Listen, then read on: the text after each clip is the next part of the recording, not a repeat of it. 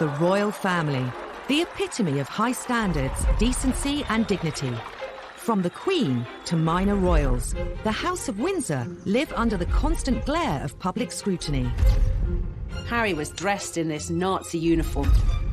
When that photograph was revealed and was published by the newspapers, all hell broke out. When they fall from grace, it's front-page news.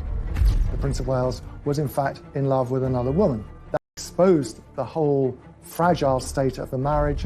Whether it's what they're saying... For Prince Philip to refer to them as having slitty eyes, I mean, that's completely unacceptable. How they're behaving. He had not enough to do. He was falling out of nightclubs, somewhat inebriated. Or who they fall in love with. He was divorced. She was a princess. The royal household were absolutely aghast. The media had an absolute field day when this relationship became public. This was a very racy royal girlfriend indeed. Royal scandals matter. The repercussions ripple through Britain. For the first time, you have a senior member of the royal family actually telling the world what is wrong with her marriage. Controversy can even cast questions over the crown itself. You think, well, why are we having a royal family if this is how they behave? Some royal scandals are beyond the palace's control, whether it's unwanted intruders. It was a huge scandal at the time, horrifying for a nation who expect their monarch to be better protected. Or troublesome in-laws. There will always be debacles with the Markles, and whenever they step into the light, they will cause another scandal. These are the stories that caused scandals at the palace, told by those that witnessed them. But the whole thing was embarrassing for the royal family. Not only did she wash her dirty linen in public, before it was washed, she held it up so everybody could see every little stain.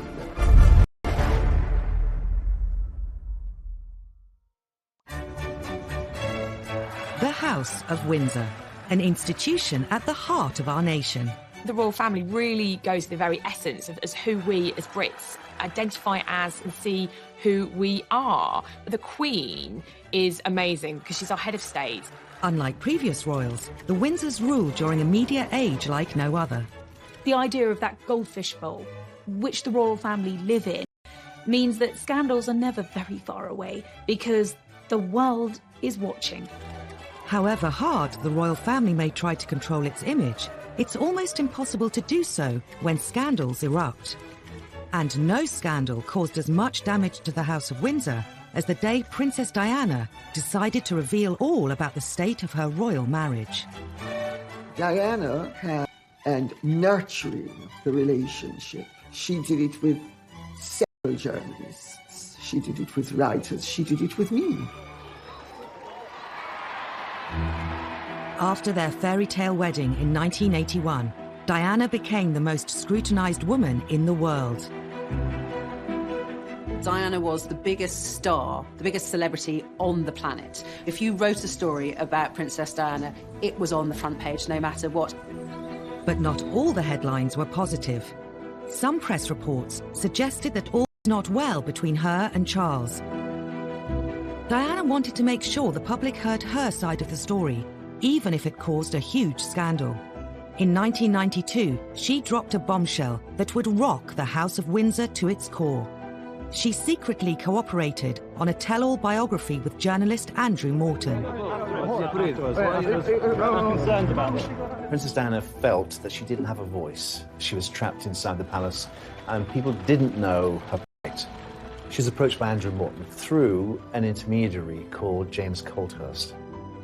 He acted as a go-between. Andrew Morton gave him the questions. James put the questions to Diana, and she answered them in a tape recorder, and the tape was given to Andrew Morton. Colthurst made repeated clandestine visits to Kensington Palace and taped several conversations with Diana. I was working with Diana in 1992 and was completely unaware of her liaison with the go-between James Colthurst. Had I been aware of it, or had I been advised about it, at that particular time, I would have probably encouraged her not to do it. Diana's butler, Paul Burrell, was one of her closest confidants. Even he was kept in the dark until shortly before the book's publication. I remember saying to her, "Do you think it's a good idea?" And she said, "Well, it's done now. It's too late." She didn't seem to care. This was her chance to tell the world exactly what she felt. During the conversations, Diana had revealed some of her most intimate secrets. Andrew Morton knew when published they would cause a sensation. He just could not believe what he was seeing. I mean, he knew he'd struck gold, but he was brave, and he was determined to go ahead and publish. In the weeks before the book's release, rumours of its existence circulated amongst the press. During an official visit to Budapest, Diana was confronted by the Queen's press secretary, Dickie Arbiter. She categorically denied that she had given any assistance whatsoever to Andrew Morton. She had that sort of look on her face, and I knew that she was being economical with the truth. But you don't tell... The story was published in January 1992. It shocked the world, though many greeted its claims with disbelief. The motivation was to tell the truth. For once, forget the propaganda, tell the truth about what's really going on, because we do face a crisis in the House of Windsor. It's obvious to everyone. And make you a rich man. Well, if that's a corollary, then so be it. The book alleged Diana had been driven to bulimia, severe depression and self-harm. It was headline news in every newspaper, every TV channel. The fact that Diana released such personal details about her life, it was just one thing after another, what she thought of the royal family, how they treated her. It was one of the biggest scandals ever. We knew that they weren't happy, but we thought they were managing that unhappiness. Morton's book showed that they in fact led very separate lives, and that as far as Princess Diana was concerned, her husband, the Prince of Wales, was in fact in love with another woman, Camilla Parker Bowles. Royal author Lady Colin Campbell knew Princess Diana well and has also written a biography of her. The whole thing was embarrassing for the royal family. Not only did she wash her dirty linen in public, before it was washed, she held it up so everybody could see every little stain. The most shocking claim in Andrew Morton's book was that Diana threw herself down the stairs while 4 months pregnant because she was so unhappy. While many poured scorn on the claim, Paul Burrell says he remembers the incident well. I was actually at Sandringham when I heard this enormous clatter on the wooden staircase to find the princess halfway down it, faking a tumble while she was carrying Prince William. There's no way on this planet that she would put at harm her unborn baby, but she wanted attention. I think the Andrew Morton book was a cry for help. Diana and Charles's marriage was under the spotlight like never before. So too his relationship with Camilla Parker Bowles. After Diana and Charles's separation, he decided it was his turn to bear all to the media. In an ITV documentary, he admitted he'd been unfaithful during the marriage, but only after it had irretrievably broken down. Now that Charles's affair with Camilla was public knowledge, Diana was determined to use the media to hit back again, with the biggest royal interview of all time. The princess always thought that revenge was a dish best served cold. Undeterred by the scandal that would inevitably ensue, once again Diana secretly collaborated with a journalist to broadcast her side of the story. During the summer of 1995, she'd been introduced to a young man working for Panorama called Martin Bashir, and heads of the palace. Diana and Martin Bashir would go on to hold a series of secret meetings. I used to go to White City and bring him back in my car in the boot so that nobody would see him. Martin Bashir would relish the prospect of being brought into Kensington Palace in the boot, mysteriously, secretly. Diana eventually agreed to Martin Bashir's request to film an interview. But fearful Buckingham Palace would find out, she kept it a secret, even from her press secretary, Geoffrey Crawford. At the time, for her press secretary and for the Queen not to know that this explosive interview was being planned and then filmed and then broadcast without knowledge was an extraordinary breach of protocol. Paul Burrell had helped arrange Diana's meetings with Bashir, but she was obsessed with secrecy. It was a Sunday afternoon. The princess said, "You haven't seen your family this week. Why don't you go home and see your wife and children?" I thought, this is strange. I took the opportunity to go home. The coast was now clear.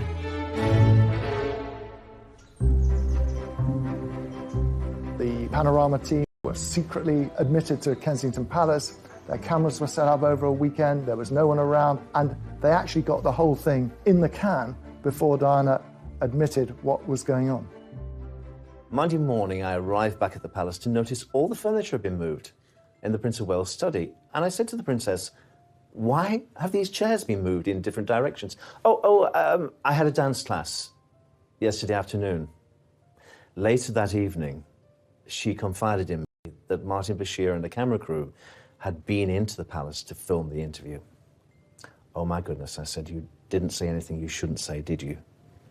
She said, well, I did say a few things. Would you say that you were happily married? Very much so. But the pressure on us both as a couple with the media was phenomenal. I think the thing people remember most is her description of her marriage and the fact that there was a third party in their marriage, namely Camilla Parker Bowles, whom she made clear had been having an affair with the Prince of Wales, her husband. The princess came across as doe-eyed, vulnerable, hurt, wounded. She knew exactly what she was doing, even down to her makeup and the way she was dressed. The way she presented herself on that Panorama interview was key to winning over the hearts of the nation. It got more than 22 million viewers. You can also see why the royal household was so totally devastated by it, and they didn't even know it was happening when it was being planned. With Army officer James Hewitt. Yes, I adored him. Yes, I was in love with him. She just needed somebody to love her.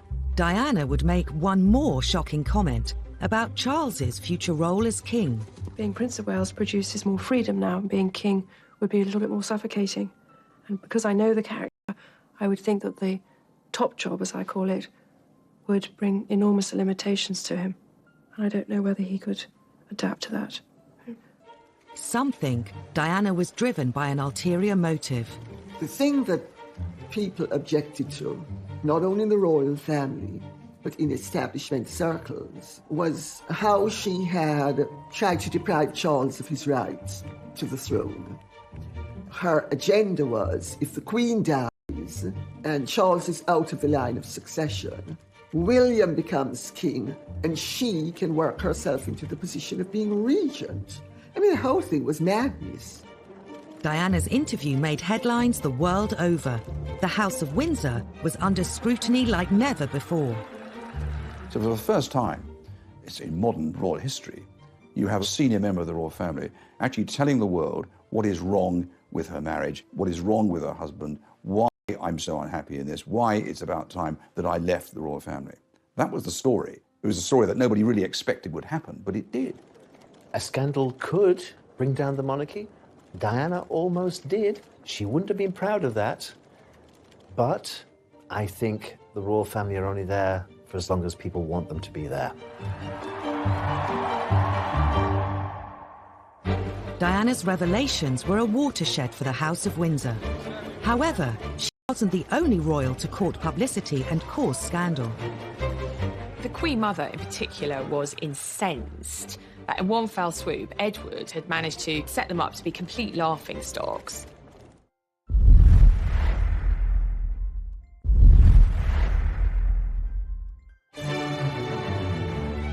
As reigning monarch for over 65 years, the Queen has had to endure decades of royal scandals.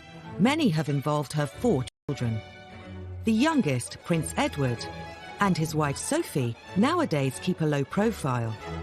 He's the only one with a successful marriage of the Queen's 3 boys. He's the only one whose marriage hasn't ended in divorce, still happily married with 2 children. In his younger days, Edward attracted his fair share of headlines. Like Diana, he courted the media, in his case with sometimes disastrous results. Edward's first taste of controversy came in 1986. After graduating from Cambridge University, he followed his father theatre, but Edward decided to go into the Marines, which was a surprise for some people because he didn't appear to be cut out for it.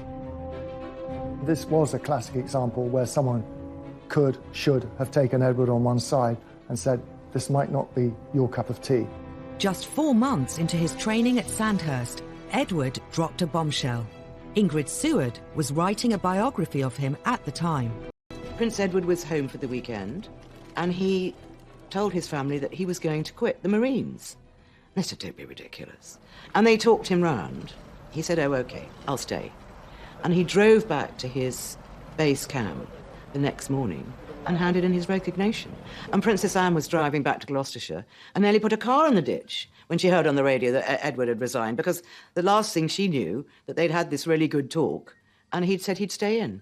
The news was received with natural disappointment that His Royal Highness had come to this decision. Some members of the royal family felt he'd let the side down. The Queen Mother was one who felt disappointed in her grandson's behaviour. His father, Prince Philip, was apparently very upset and angry because, of course, you know, what's a royal to do if they're not to be in the armed forces? Soldiers make an oath to Queen and country. For a member of the royal family not to be up to it in terms of joining a military unit was damaging. After quitting the Marines, Edward was free to indulge his real passion. Hurrah, hurrah! During university, he'd developed a love for the performing arts. Edward had always been seen as a man who seemed to be at his happiest on the stage. He also managed to convince other members of the House of Windsor to take part in a TV special, It's a Royal Knockout. All this quasi-excitement doesn't really matter a damn to you, then? No, we're the strong silent types. We're the best blue bandits there are. The programme was widely seen as a really low point for the House of Windsor. It was an incredibly kind of toe-curlingly embarrassing affair. You've got the members of the royal family prancing in period costume. They look like extras from the Tudor court. I think it was quite dangerous for the royal family in a way, because you think, well, why are we having a royal family if this is how they behave? If you see these people running around, mucking about, like 6-year-olds or 3-year-olds even, and you think, well, am I giving my taxpayers money for this? It's nonsense. On the day the programme was filmed, Edward gave a press conference to the waiting media, but it turned into yet another Have you? Well, thanks for sounding so bloody enthusiastic. Richard Kay was the Daily Mail's royal correspondent covering the day's events and was at the press conference. And he said, what did you think of it? Well, we couldn't really answer because we hadn't been allowed to see it, at which point Edward sort of threw his toys out of the pram, if you like. What did you think of it?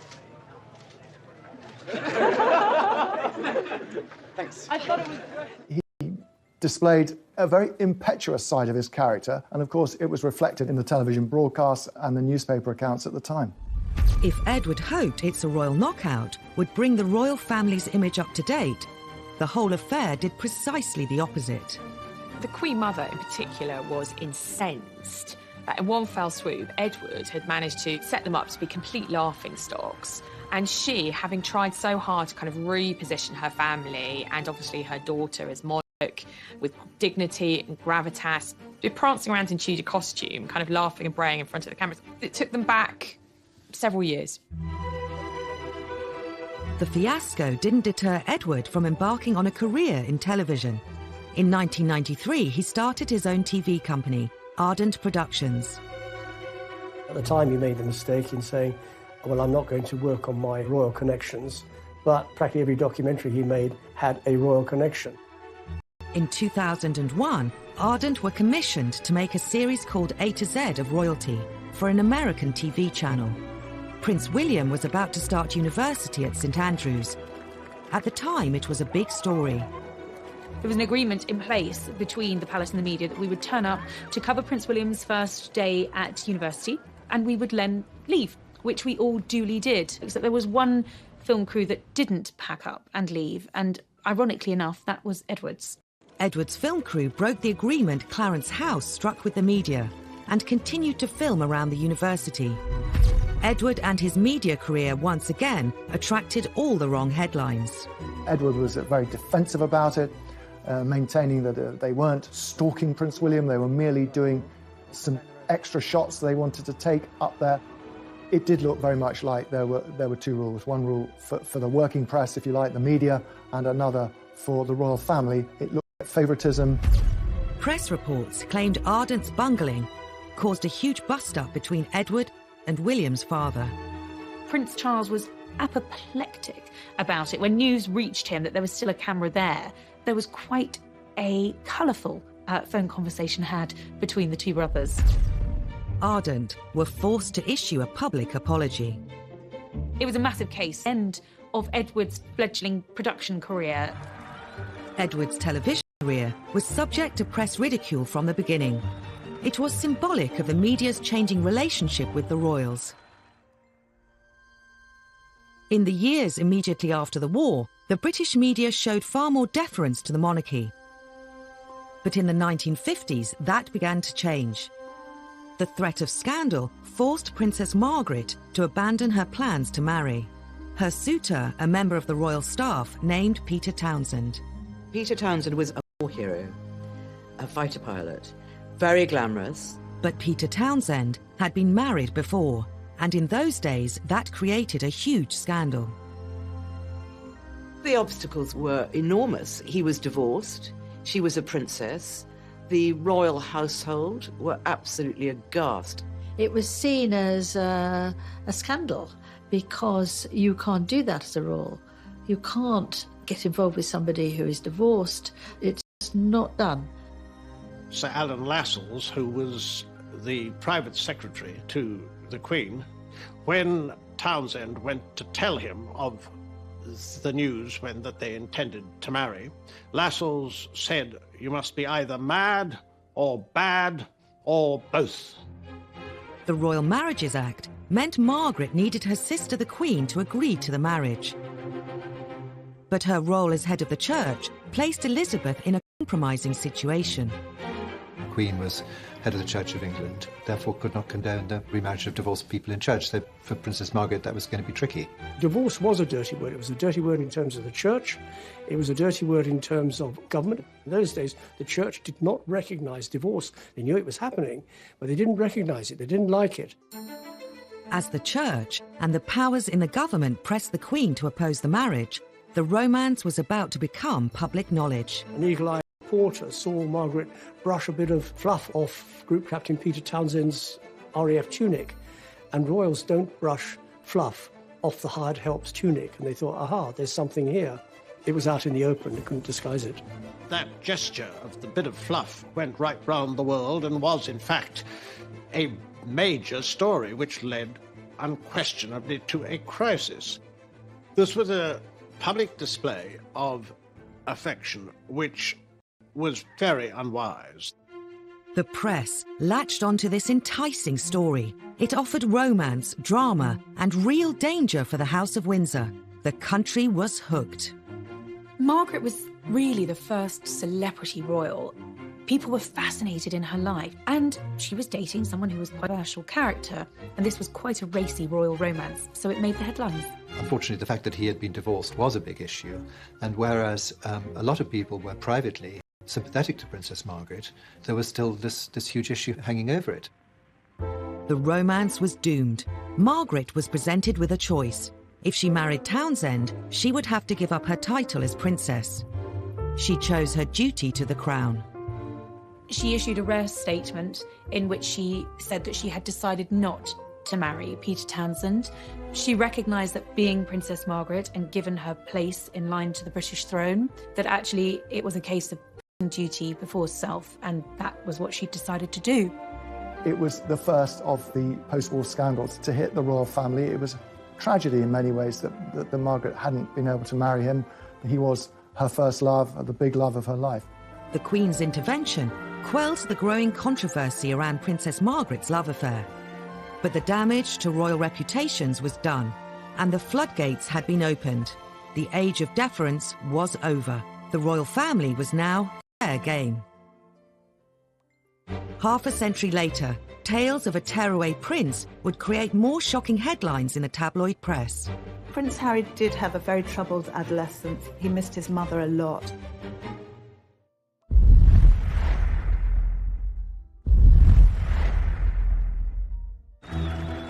Prince Harry. He served Queen and country. He campaigns for all kinds of worthwhile causes. And he's one half of a real-life royal fairy tale. Sixth in line to the throne, these days he's undoubtedly one of the most popular members of the royal family. But a few years ago, he was no stranger to tabloid scandals. Harry's always been the one who knew he'd never be king. Didn't matter. So Harry could do exactly what Harry wanted. Harry was doing his A-levels at Eton College, but was destined to join the armed forces. The army was always his first love. I remember him as a 5- and 6-year-old strutting around Kensington Palace in army fatigues with a parachute regiment beret. But before serving in the military, Harry was grabbing the headlines.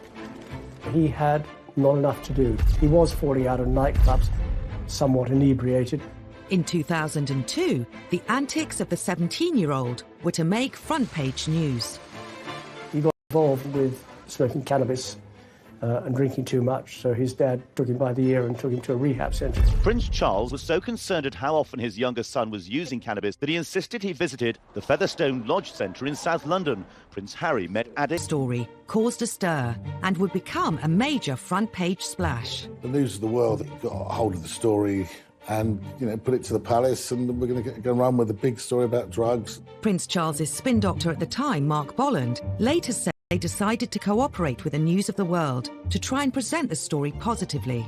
They showed the Prince of Wales in a good light by saying as a dad he was taking his kid to the rehab centre to show the dangers of drugs and drink. And the News of the World would go along with it because then they could run the story on the drugs anyway. What youngster of that age wasn't falling out of nightclubs or pubs? It happens all the time. Even if you've got a protection officer in tow, that you are going to get up to things that maybe you shouldn't. Others in the media speculated that Harry was struggling to cope with the death of his mother at the age of 12.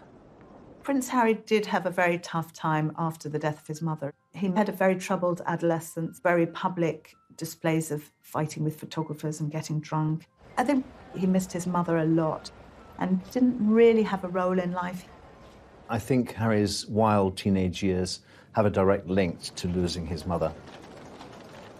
William and Harry walked behind Diana's coffin as part of the funeral cortege. Having grown up with them, of the two boys, I always worried about Harry most. An almost intolerable moment for the two boys, the two princes. Impossible to put into words. I knew that William was of an age he could understand his mother's passing, and Harry wasn't. And that really did affect his teenage years. He admitted a couple of years ago that he suffered mental health as a result of the death of his mother. At the time, he said no 12-year-old should be asked to walk behind a coffin. But then Prince Harry's no ordinary 12-year-old. He's a prince of the United Kingdom. After the rehab story, the press became increasingly interested in Harry's personal life. This was a difficult time for Harry. When Harry and William were at school, the press had voluntarily signed this agreement with the palace that they would give the boys their privacy. That was a big deal on Fleet Street. They were prepared to do that. But of course, once they left school, all bets were off. With Harry viewed as fair game by the tabloids, the floodgates opened. It was a fancy dress party with a colonial theme. Harry, for some reason beyond most people's understanding, decided that he was going to dress up with Nazi insignia, which a guest caught and photographed and sold to the Sun. He made this very, very silly mistake, obviously deeply inappropriate, going to this fancy dress party, which itself had a pretty dodgy theme, colonialism. And obviously when that photograph was a sort of global upset. I was in Barbados at the time, and I was talking to this minister, and he was horrified. The Jewish community were very upset about it, and so they should be. I think everybody should be upset about it, that a member of the royal family, and a senior member of the royal family at that, was wearing a swastika armband. The timing was particularly bad, as it happened 2 weeks before the 60th anniversary of the liberation of Auschwitz. It was seen as trivialising something that was such an important part of world history. It was a huge scandal for the royal family. It was such an insult to so many people. But obviously Harry hadn't thought about it, and obviously William hadn't thought about it either, or else he would have said, hey, that's a really silly idea. To make matters worse, the press brought up old stories about the Nazi connections of Edward VIII, the Queen's uncle. I think Prince Harry, inadvertently, by effectively a schoolboy prank, brought a lot of those feelings back to the fore. The royal family immediately apologised. I don't believe for a minute that he's got those sort of anti-Semitic tendencies. It was just thoughtless, and he really messed up. It could have affected his career in the army. He was just about to go to Sandhurst. But the military academy accepted his application. Then he got the call to the army, and that was the making of him. He excelled as a cadet. He excelled when he joined his regiment, the Blues and Royals. Harry was posted to Afghanistan. He became the first member of the royal family to serve in a war zone since his uncle, Prince Andrew. He was trying to find a role for himself, and in the army, it seemed he'd found one. He'd served with great distinction. Soon before Harry was due to go on his second tour of duty in Afghanistan, he took a trip to the US. I think going to Vegas was really Harry having his last hurrah before going to war. Harry was going to the front line. In August 2012, footage emerged of Harry at a Las Vegas pool party surrounded by women in bikinis. He let off steam in a way which sort of raised eyebrows. I think that's at the very least. He probably felt no 100% guarantee that he was going to come back in one piece. He might come back in a body bag, might as well let his hair done. And then he did just that. But his send-off party left him with more than just a hangover. He was snapped naked after a game of strip billiards in his hotel suite. The scandal went global. This was front page news. Harry naked in Vegas. I'm not saying that he shouldn't have done it, but his protection team have let him down again. This was a naked body stall, things going wrong, and on this particular occasion they didn't. The photos rapidly spread across the world. There was a strong effort by the palace to suppress the pictures, to prevent them being published in this country, and for some time that held firm. It was quite ludicrous, really, because they'd already been seen by anyone who's got a computer or a phone. They could just tap in and look at them. A few days later, those pictures of the party-loving prince made a splash in this country too. He was portrayed in the media as a foolish young man who had some life lessons to learn. In many ways, it was rather unfair. I mean, he was only doing what a lot of young men of his age do. I think at the end of the day, when the pictures started appearing, it endeared Harry to the great British public. They thought, hey, he's one of us. Ultimately, it was a phase Harry was going through, like a lot of kids go through, and just part of his growing up. Today, Harry has dedicated himself to helping young people and mental health charities. And of course, he's very happily married. Some think Harry's wild days actually helped cement his place in the hearts of the public. I think the whole world love Harry. Welcome to Canada! They love a sort of bad boy who's become a good boy, and he's got a lot of charisma. Harry is a progressive modern royal. You either want the royals to be modern or you don't. If they're not modern, they're complaining about them not being modern. If they do modern things, then still complaining. You can't have it both ways. Prince Harry cares a great deal about how he's perceived. But the same couldn't be said of his grandfather. I think there's always a slight intake of breath whenever we used to see the Duke of Edinburgh on public engagements, because you never quite knew what he was going to say or do next. They don't sound entirely native. He does have an extraordinary ability to put his foot in it.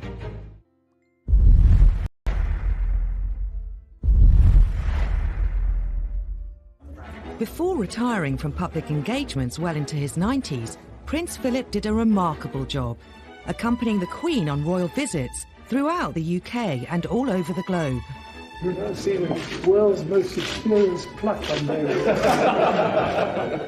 He's also known for his blunt sense of humour. Philip would rather be known for his one-liners than for his gaffes, of course. But nevertheless, that's how many of these jokes, if that's what they are, have been interpreted by the media over the years. I mean, he does have an extraordinary ability to apparently put his foot in it.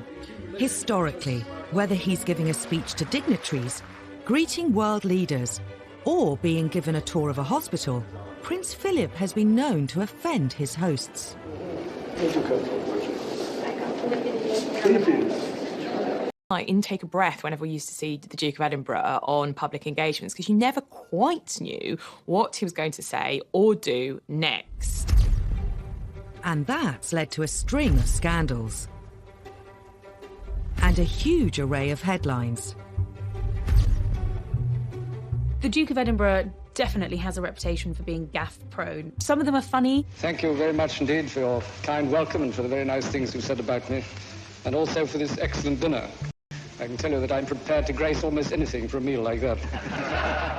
Some of them are very non-PC. Prince Philip today unveiled an award, but also at one point observed that a somewhat dilapidated fuse box looked as though it was put in by an Indian. And some of them are downright offensive. You don't sound entirely native. I just don't think he can help himself. He just says what he thinks. And I suppose in the 1920s and 1930s you could get away with that. Prince Philip is a law unto himself. I think it would take a very, very brave person to say, sir, by the way, can you just tone it down a bit? No one tells Prince Philip what to do, first and foremost. He is his own man. He says what he thinks and what he feels.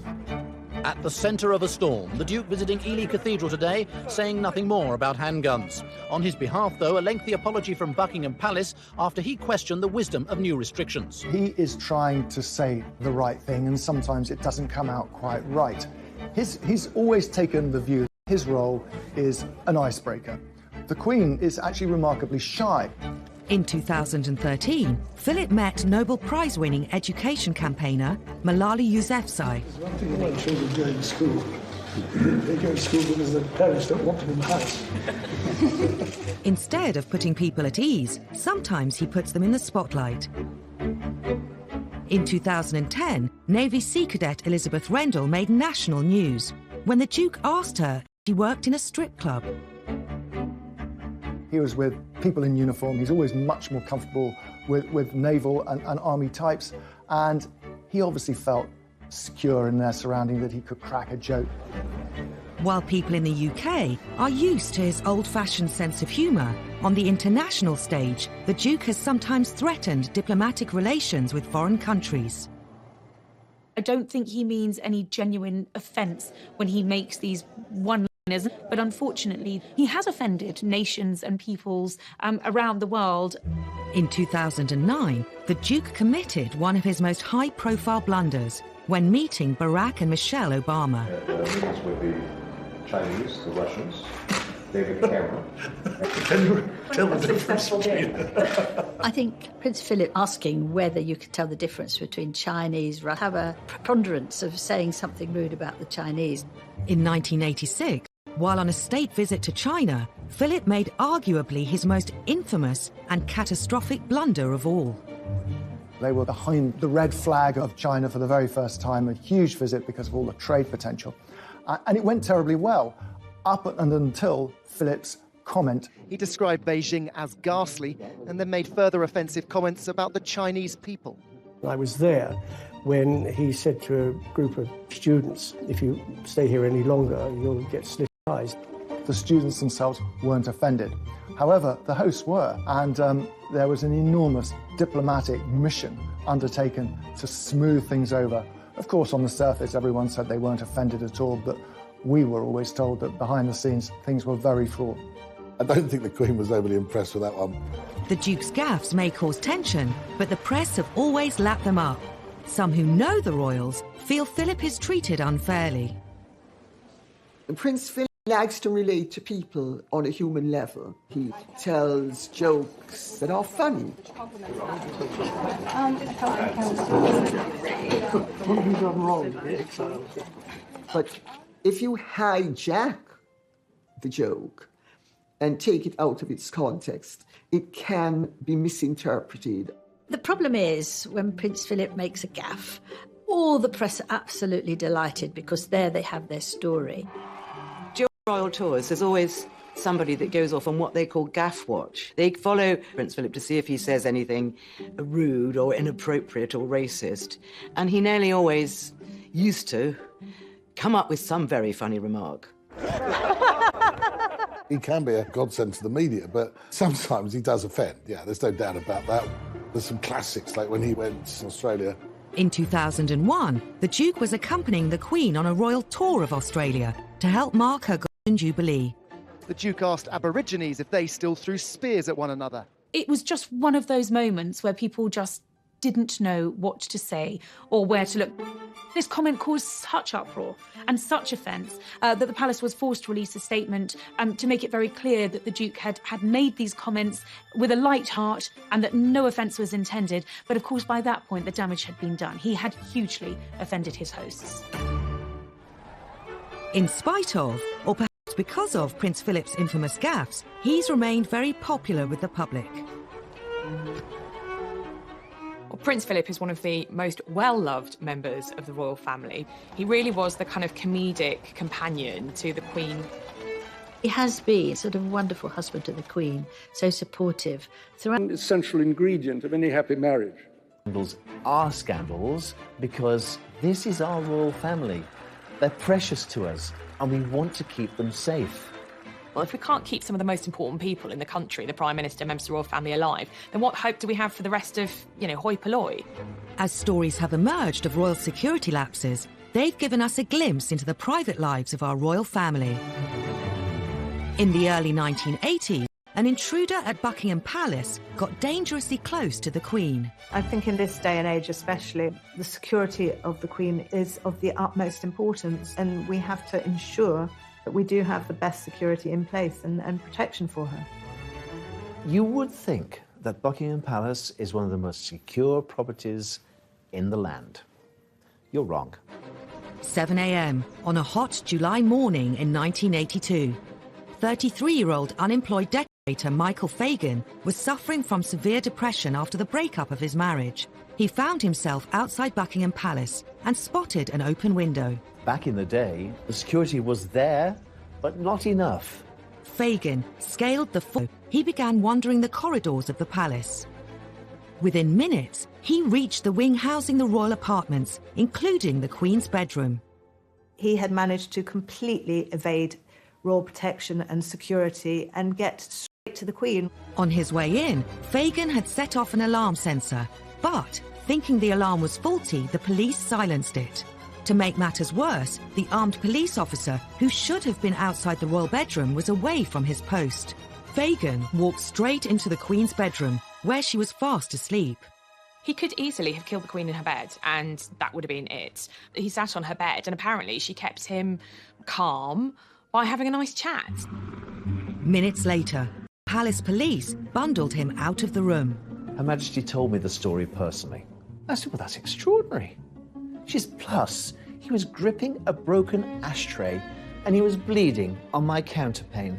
All she was worried about was the bloodstain on her bedclothes. She wasn't worried about her safety at all.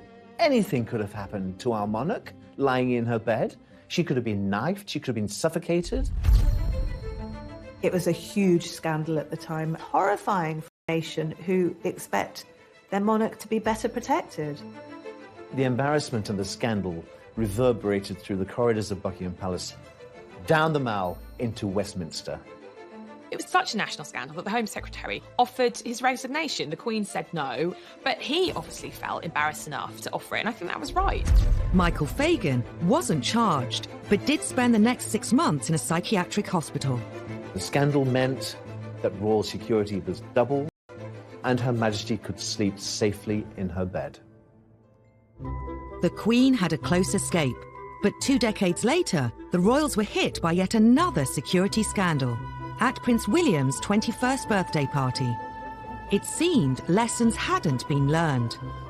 It's impossible to believe that an imposter can get into Windsor Castle, particularly something as high profile as Prince William's 21st birthday party, and yet that's what happened. The theme of the party was out of Africa. Unbeknown to the news crews filming the build-up, they'd caught on camera the man who would be on the front pages of the tabloids the next day, and it wasn't the birthday boy. Happy birthday! Dressed as Osama bin Laden wearing a ball gown, a little-known comedian, Aaron Barshak, the self-styled comedy terrorist, was parading around Windsor's streets, pretending to be one of Will's party guests. You can see from the footage Barshak walking up Castlegate, up to the castle, all dressed up as a comedy terrorist with a big black beard and his robes. because, of course, trying to monitor who's meant to be there and who's not meant to be there when everybody... The comedian was dressed in a pink dress and a fake beard, so he clearly didn't fit with the theme. He should have set security alarm bells going much earlier than he did. But in fact, he was able to slip in undetected. How he managed to scale the walls, how he subsequently managed to infiltrate the party. I mean, this was the stuff of almost unbelievable reports the next day. The walls of Windsor Castle successfully kept out the rebel barons in the 13th century, but they were no match for a man in a peach-coloured ball gown and a false beard. He managed to get past the police security and into the castle, which, by the way, is a pretty big place. Straight into the party. I mean, that was a huge security breach. Barshak climbed onto the stage, where Prince William was making a speech. He kissed him on the cheek before eventually being detained. He certainly shouldn't have been allowed to get anywhere near, let alone kissing distance, of William. The fact that he got on stage, no one realised anything was wrong until Prince William looked at him and said, "Who the hell are you?" It is rare for almost all senior members of the royal family to be gathered together in one place. And if Barshak had been someone with evil intent, well, you can imagine the consequences. There was a huge public outcry. David Blunkett, the Home Secretary at the time, had to make apologies on behalf of the police. Security breaches don't get any bigger than that. It was a huge royal scandal, and suddenly all of the attention was off the birthday boy and on what was essentially a massive security threat. David Blunkett did also, interestingly, put the boot into the royal family. He clearly wasn't prepared to take the full blame on behalf of the police and said that the royal family had specifically asked for lighter touch policing on that night. Every senior member of the royal family was in attendance. Had that been a real-life terrorist, we'd be talking about a very different story today. Could the lax security around the royals have prompted the idea behind the next breach? Less than 6 months later, an undercover reporter infiltrated the royal household and got a job as a footman. The reporter faked a CV, bogus references, and somehow managed to elude royal security and all of the checks that surely go with applying for a job in the household. The Daily Mirror even managed to take this grainy photograph of their fake footman, Ryan Parry, standing on the balcony of Buckingham Palace. The Mirror journalist described how his uniform guaranteed virtually unlimited access to every part of the palace. For the Daily Mirror, this was a massive coup, revealing the most astonishing details about the domestic lives of the royal family. The fake footman had access to Queen and Prince Philip their breakfast. He revealed these fascinating details of breakfast with the royals, the Queen feeding her corgis marmalade and toast underneath the table. They all thought Queen would be eating off gold plate, and the idea that her muesli was brought to her in Tupperware boxes sort of really appealed to people. The British public were able to gawp at what Her Majesty eats for breakfast. The country was shocked someone with a fake CV could get so close to the Queen. It just makes you wonder about how many other people they've employed who have had slightly dubious backgrounds. Even more embarrassing was the timing of the scandal. He was there on the eve of a presidential stay. In fact, he saw the president's bedroom. There could have been a real scandal over the fact that this undercover reporter was working within feet of President Bush while he was a guest of the Queen. For the palace, utter humiliation, an absolute breach of royal security. While security staff can be hired and fired, even the royals can't choose their in-laws. The Markles, they're not going anywhere. Meghan's family obviously want to cash in on her fame and her royal connections.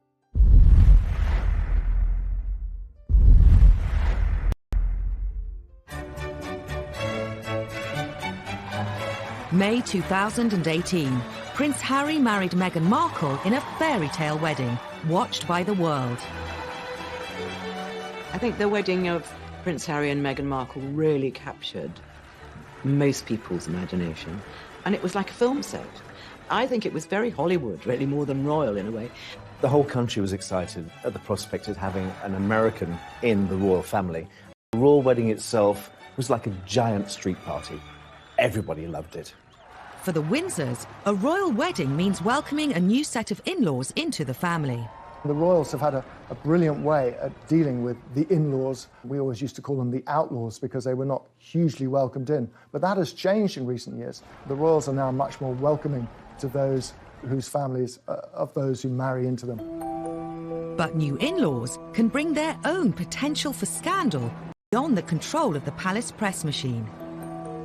Since Meghan's engagement, her family have been a gift for the scandal-hungry tabloid press. One thing you have to understand about the Markle family is it's a rather dysfunctional family, especially from where we're sitting here. The run-up to the royal wedding was a very, very difficult time, I think, for Meghan and for Harry, and what should have been the happiest day of their lives was overshadowed by a very unhappy build-up to the wedding. Meghan's half-sister Samantha, having previously labelled Meghan a social climber, she revealed she was writing a book called The Diary of Princess Pushy's Sister. Meghan and her half-sister Samantha have never been close. It is abundantly clear that Samantha Markle is deeply jealous of her. She's also been outspoken on Twitter, in one outburst branding Meghan the Duchess of Nonsense. The Markles have caused a huge amount of problems. Samantha is off the rails as far as the things that she says. In the weeks before the wedding, the scandals kept coming. Many of the Markles have been keen to cash in on their fame through their new royal connection. And no one is doing that better than Tyler Dooley, her nephew, who is growing cannabis quite legally. He decided that he was going to launch a brand of cannabis called Markle's Sparkle. You can't control the families they marry into, particularly if the families they're marrying into are on the other side of the world, in the United States. They are citizens of another country. They do things in a different way. Some royal observers think the problems with Meghan's family became even worse after Harry appeared on Radio 4's Today programme. Were there family traditions you had to explain to her? Oh, plenty. I think that's probably. I mean, I think we've got one of the biggest families that I know of, and every family is complex as well. So, no, look, she's done an absolutely amazing job, just getting in there, and it's the family that I suppose she's never had. Harry's comment about Meghan's family sparked a very public war of words with the Markles.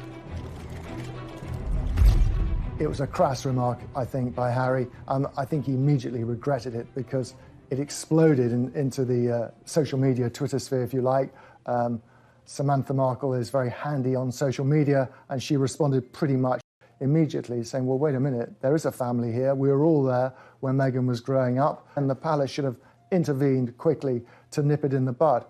A simple invitation to the wedding would have solved it. But wedding invitations weren't forthcoming. I think Samantha Markle, along with the rest of the Markle family, have been hurt by being ostracised. I think by being pushed to the margins and left out, the biggest street party in our country last year really, really hurt them. Then, Meghan's half-brother Thomas Jr. decided to have his say in the press. He decided in his wisdom that he was going to write an open letter to Prince Harry, suggesting that he called off the wedding and saying, it's not too late, mate, to get out of it, and my half-sister is shallow and jaded and conceited. Really wants to protect her from her family, as far as I can see. The big scandal of all involved Meghan's father Thomas and some faked photographs. All had seemed well when Kensington Palace announced he would be walking his daughter Meghan down the aisle. We were all looking forward to seeing both her mother and her father at her side on the wedding day. But as the date got closer and closer, it became apparent that there was a problem with her relationship that she had with her father and whether he was actually going to be able to attend. 2 weeks before the wedding, what appeared to be paparazzi photos emerged of Thomas Markle being measured for a wedding suit. Another image showed him in an internet cafe near his home in Mexico, looking at pictures of Meghan and Harry. But soon after their publication, it emerged that Thomas Markle had colluded with a photographer to stage the photos. During the run-up to the Meghan and Harry wedding, there was a lot of attention put on to Thomas Markle, who felt that he was getting a lot of bad publicity. He was being portrayed as a sort of reclusive, penniless slob in Mexico was sort of the image that he felt he was getting, and he wanted to correct that image. So he decided, in his wisdom, or distinct lack of wisdom, that he would set up these photos that showed him, in his opinion, in a better light. The focus of the wedding shifted from the bride and this great British event to the bride's father. The British press had a field day. Samantha Markle admitted advising her father to do the photos. They were both accused of ruining Harry and Meghan's imminent wedding. Whether he was financially rewarded for them, we're not entirely sure, but the assumption was he was being paid for these pictures. And that started alarm bells ringing at Buckingham Palace. And then, of course, there was so much written about how this must be very, very humiliating for Meghan, and what's her relationship, and is he going to come to the wedding after all or not, which was, of course, the big question mark about all of that. Was Thomas going to walk Meghan down the aisle? As the clock ticked down to the big day, it was reported Thomas Markle was in hospital with heart problems, meaning he wouldn't be at the wedding. It turned into a huge fiasco for the royal family. This was a man who had to miss his daughter's wedding, who was flailing around not knowing what to do, and ended up in hospital with a heart attack. In the end, Prince Charles stepped in. As a father of a daughter, more than anything, you want to give your daughter away, I'm certain, at her wedding, and the fact that he couldn't do that must be a sense of deep, deep sadness to him. Could the whole scandal have been avoided? Now, wouldn't you think they'd learned their lessons from the past? Wouldn't you think that they'd send somebody out to America to take care of the father of the bride? But Dickie Arbiter, the Queen's former press secretary, says that Buckingham Palace was powerless to intervene. A lot of people were saying prior to the wedding that maybe the palace should have done more to protect Thomas Markle. Suggests that Harry and Meghan should fly out there. Well, it's not that simple. A member of the royal family goes to a foreign country. First of all, you've got to ask the Queen's permission, if they can go. Then you've got to say to the government you want to go. Royals can't just jump on a plane. The controversy surrounding Thomas Markle and the fake photos put a huge strain on his relationship with Meghan, and there was worse to come. Meghan tried to mend the rift and wrote to her father. What did he do? He released that letter, a personal letter from his daughter to himself, to the media. If every time she writes to him or rings him, he talks to a journalist, then she's going to stop doing it. So she's going to have to cut him out of her life, I fear. To make matters worse, 6 months after the wedding, Thomas Markle appeared on TV, complaining Meghan had cut off all contact. I've been trying to reach out for several weeks. Every day I try to text her. I just haven't received any comment back. And Samantha appeared on Channel 5's Jeremy Vine show to defend what she'd said about Meghan. I've got a brother. If I fall out with him, what I'm not going to do is tweet insults at him, because then he won't talk to me. Isn't that how we all work with each other? What was going on that didn't make sense is that I really started to feel protective over our father. But why insult her? I don't understand. Because he was being purposely ignored. Sure, but how does it help him to alienate Meghan? I don't understand. Help me understand. We were hoping that private channels would be used. They're not being used. When they failed, we went public. I don't think Samantha Markle is going to go away anytime soon. There will always be debacles with the Markles. They're not going anywhere. And whenever they step into the light, they will cause another scandal, another problem for Meghan and Harry. Next time on Scandals at the Palace. As the royals become more accessible, they also become easy targets, and often they're caught out on camera. And the thing which got her into hot water was that she could get access to Prince Andrew, her ex-husband, for £500,000. Where there are royals, a ferocious tabloid media, and a public desperate to know everything about them, scandals are never far away. The Iron Duke had turned into the Duke of Hazard.